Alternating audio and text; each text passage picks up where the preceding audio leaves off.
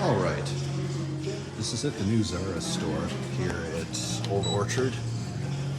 I believe this replaced, well, I'm pretty sure they had a Zara this small, but it just moved. But this took the place of the old Lord & Taylor. And look, that's a new style of indicator.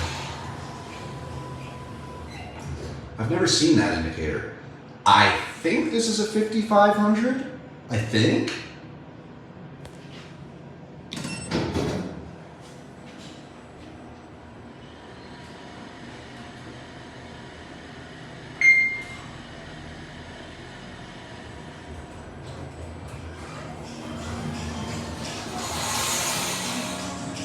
I think this is a 5500 actually.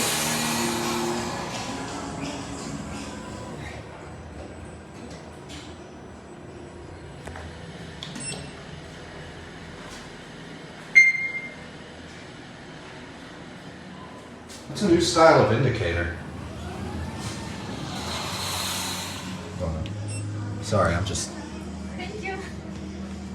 getting a video.